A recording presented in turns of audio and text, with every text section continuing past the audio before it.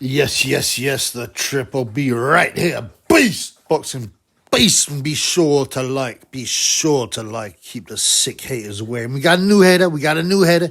Emperor Michael. Now being a hater. You know, despite what I'd done for him. But anyway, I told him I'd knock him out. He's a bum. Right. So the big fight.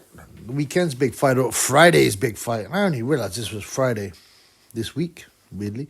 But, the Mandingo buck fight, you know, it's going to be the two biggest bucks fighting to see who's king of the jungle, the top silverback, you know, like it reminds you of that Django Unchained, you know, when what's his face, Leonardo DiCaprio is putting together these two giant bucks fighting. I can't remember that film that well. I only watched it once, but I just remember it had some Mandingo fight, and this reminds me exactly of that.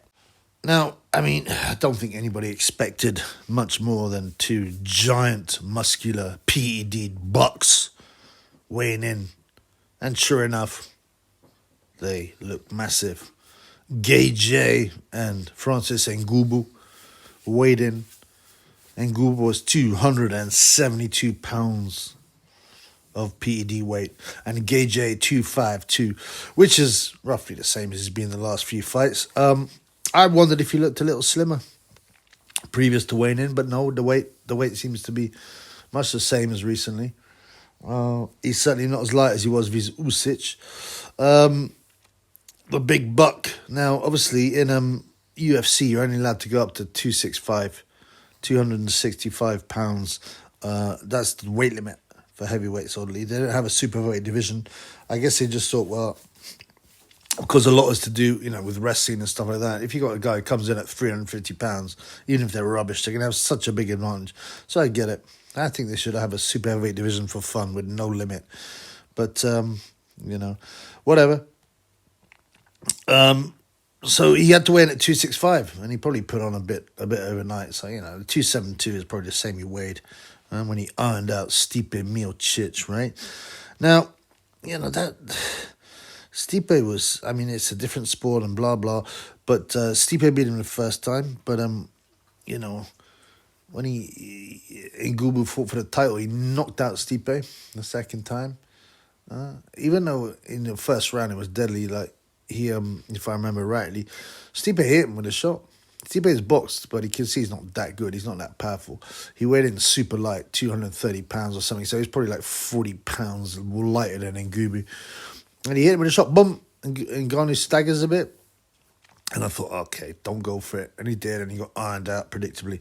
I mean, I don't, you know, the only boxing fight he's had, obviously, in Ngannou, so that you can judge him by is the Tyson Fury fight. And he over-exceeded everyone's expectations, right? Mine included. I thought Fury, even Fury in not good shape, was going to outbox him, and they'd have a few, you know, moments of danger which are a bit fake, and Ngannou probably get stopped on his feet late. But no. Ngannou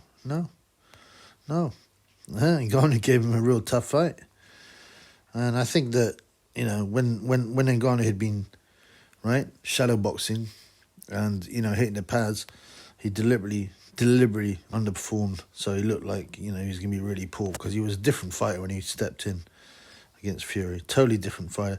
He could box, yeah. He obviously had power. We know that. You know, I still thought it was a bit of a glancing shot, but whatever. Fury went down, and there's all the Ngannou's been. Oh, he's got the biggest punch in the world. It's been tested by the blah blah World Guinness Book of Records. Blah blah. Yeah, whatever, man. He can punch. He looks like he's got a great chin. He's got a huge head on it, massive head on it. Like I said, he's 272, so exactly the same as he was against Fury, but pure muscle. And then let's be clear, PED muscle, right? He's got this massive biceps that you can only get through juicing a lot. And you know what? To me, it just defies belief that normies believe that it's all natural. Oh, yeah, it's his genetics, innit, fam? Really? You can see the pictures when he come over. It's way different. Yeah, it's his genetics, fam. No one has a natural body like that, even if they train it hard, right? I mean, there's been some big guys that are lumps, Primo Carnera was one, and he was big. He had some growth deficiency though, but Ngannou is clearly PD'd up. And the Normans go, no, yes, I said that once, and this guy looked at me in shock. No, but he can't be. He's never failed a test, innit? I mean, how can Normans believe this nonsense? You only have to look in a bit about masking, cycling, bribery, and all these guys. What's his name? The famous one, the cyclist. What's his name? Lance. He didn't fail a single test, and he got tested over 500 times. He was juicing the entire career. You know what I'm saying? People still believe. Yeah, naive idiots like Otto Wallin, the Swedish oil driller. The naive Swedish oil driller. Hey, guys! Ngannou, it's his genetics, man. It's his genetics. He's lucky he's got great genetics. I wish I had genetics like him, you know? Because he's never failed a test. So, of course he's not doing PEDs. Idiot. Wallin needs a slap, and he needs to get on PEDs, you know? But Wallin is like a naive Swedish guy. He'd believe anything, right? Yeah? Like his like silverback girlfriend, right? You know? He goes, yes, yeah, okay, my girl has a dick, but that doesn't mean she's not a woman. She's 100% a woman, whether or not she's got a dick, okay? Yeah, that's what Otto Wallin would probably say. Tyson don't like Corey talk. He's calling enough Corey talk. But yeah, so Ngubi 272, huge, muscular. Tyson, shush, Tyson. Sorry, you don't like Corey talk, but Otto Wallin impersonations. And Gay J stepped on. As I said, he looked a bit light. I thought he looked like his arms might be a bit light, but no, 252 he weighed. Yeah, he's about 2 inches taller than Ngubi, but Ngubi's got like 20-pound weight advantage, which is significant. That's what Gay had over Usyk, but didn't help him. Of course, you know, the difference is Gay can't box like Usyk. And you could say, well, Ngannou can't box like Gay. Well, he did okay against Fury, you know. He did all right. Okay, Fury didn't train, but whatever. And it was funny when I watched the weigh-in, like all these Gay J fans, these Brit bong cucks who come over. Can you imagine coming over to Saudi Arabia where you can't party? Brits love to party. Yeah, there ain't no yayo, there ain't no drink. Well, there is, but only if you're a big sheik, right? If you're Turkey like sheik, you can be partying. I have a guy who worked there. He goes, believe me, you can get anything you want there, but you just have to be very important and know a sheik. Otherwise, you know, boom, prison. Yeah. And they've just opened a bar, apparently. So, I don't know, maybe the UK fans will be going there. But, you know, they were booing Ngannou, which is pathetic. British guys always boo the opposite fighter. I mean, it's just a kind of football thing. They'll boo the national anthem and stuff like that. But, and then Joshua goes, oh, well, Ernie Joshua, which is just the lamest chant. Oh, Anthony Joshua. Come on, man. Don't these idiots, these white idiots, realize that Gay J hates them with a passion, man. He hates the fact that they are kuffar or kafir. Sorry, kuffar is a pure. He hates the fact they're kuffar. And also, they're Caucasian. He said, don't shop at their shops. Don't do anything for them. Meanwhile, he takes the money. You don't have no problem taking their money. Don't these idiots come. We're going to watch the Anthony Joshua fight. Okay, so what are you going to do once we're there? Well, we'll go, oh, Anthony Joshua, and wear towels on our head because you can't drink. And there'll be no drugs. You know, they paid all that money to watch this nonsense. But anyway, you know, hopefully, I would laugh. If Ngannou, I don't know boxing looks bad, but if Ngannou knocked out Gay J, I'd have to laugh. Like I said in my other, in my other videos, all right, I put money. I got 8.5. Okay. That's 17-2 if you're stupid enough to use fractional. On Gay J winning on points. Now that's dropped to about 4.5. Some of them even 3.5, right? So, because I think Joshua will fight scared.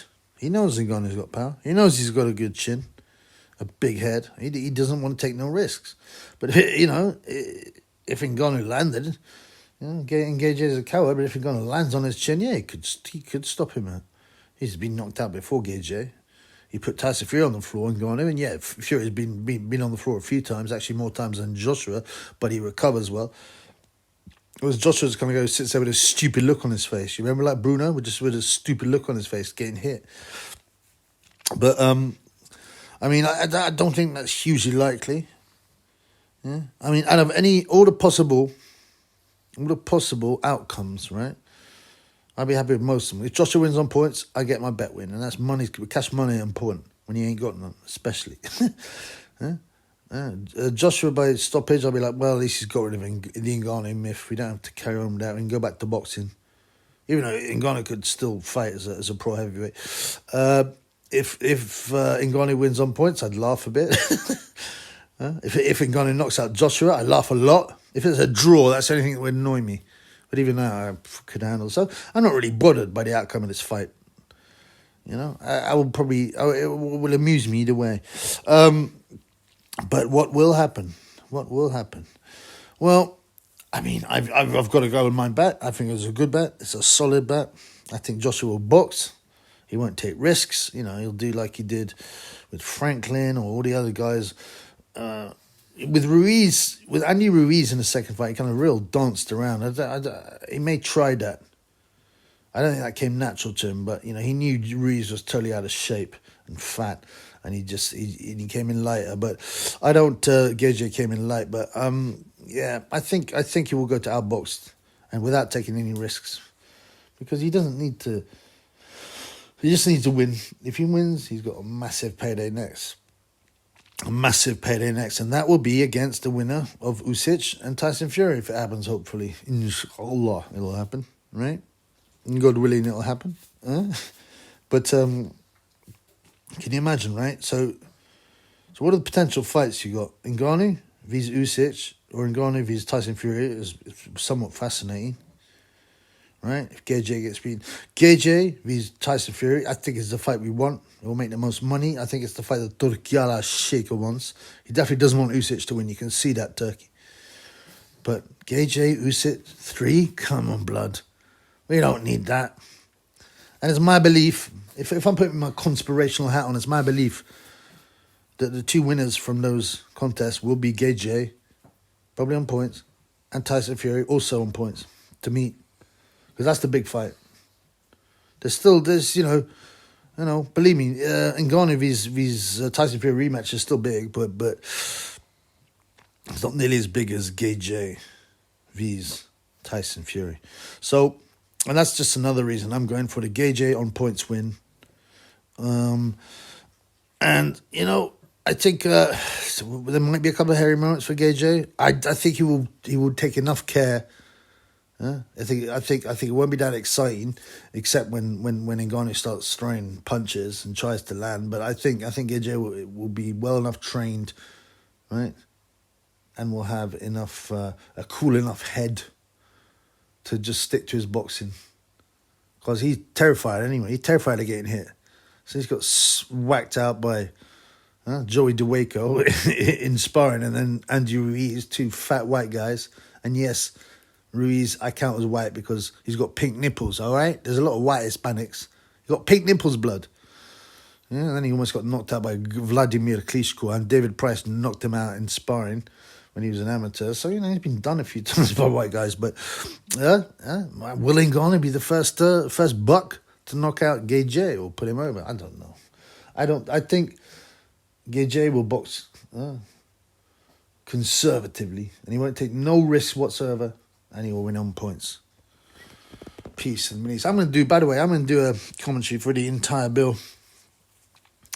Certainly the main events. I ain't decided. I'm going to do in-fight commentary, right? So the funds can join the Triple B. And we will have a live commentary. So you could just watch the fight and have the Triple B commentary on or whatever you want. You know, you can come and comment and chat. Like I said, I'll try and do some of the prelims. There's a lot of fights there, though, bro. I mean, there's some of them I'm just not interested in. But yeah, I'll do some of the undercard, and then the main fights, which basically are the Big Bang, Parker, Gage, and Gubu, and I think Nick Ball vs Ray Vargas is a good fight. Yeah, so see y'all. tomorrow for the big fight commentary with the Triple B Beast, Boxing Basement.